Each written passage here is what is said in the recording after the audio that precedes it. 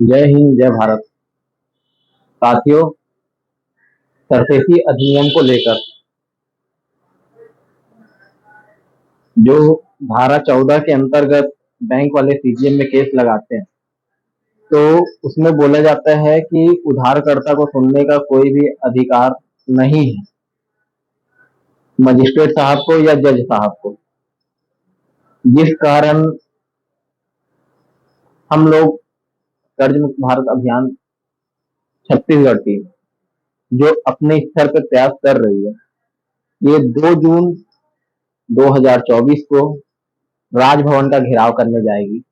क्योंकि आप लोगों को पता होगा, कत्ल करने के बाद एक अपराधी को भी सुना जाता है कि उसके साथ परिस्थिति क्या थी।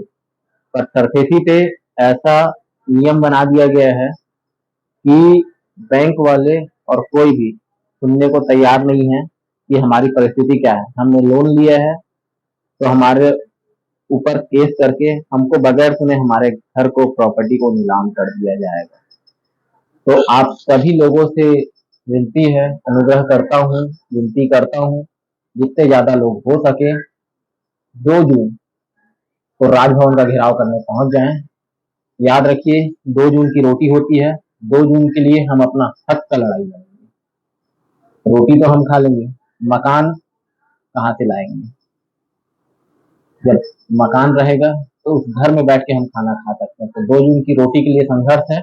आप सब आइए और अपनी बात राजभवन में राज्यपाल के सामने रखिए, क्योंकि एक राज्य का माई बाप कोई होता है तो वो राज्यपाल होता है। और आप लोगों को बता दूं, जितने भी भारत में अब आपराधिक गतिविधि बढ़ रहे हैं, ये सब के पीछे कहीं ना कहीं हाथ कर्ज का है। और कर्ज जानबूझ के लोगों को दिया गया है कि लोग जानबूझ के गलती करें और कर्ज के दलदल में फंसे अपराधी बने।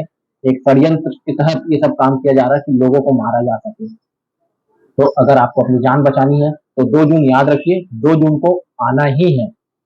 अगर आप अपने घर को बचाना चाहते हैं, अपने आप को बचाना चाहते हैं, 2 जून को आइए, राजभवन का घेराव करते हैं कि बैंक वाले जो आपराधिक गतिविधि कर रहे हैं या तो उनको रोक लिया जाए, नहीं तो भारत की जनता अगर आक्रोशित हो गई तो संभालना बहुत मुश्किल हो जाएगा। क्योंकि 80% लोगों के पास कर्ज का संकट है, 1-2 लोगों के पास नहीं है। 80% जनसंख्या के पास कर्ज का संकट है। और 80% अगर एक बार विद्रोह करना चालू कर दी जनसंख्या, तो फिर कोई भी देश का प्रधानमंत्री हो, राष्ट्रपति हो या कोई भी हो, यहाँ तक वहां की सेना भी नहीं संभाल पाएगी जब 80% लोग विद्रोह करने में आ जाए।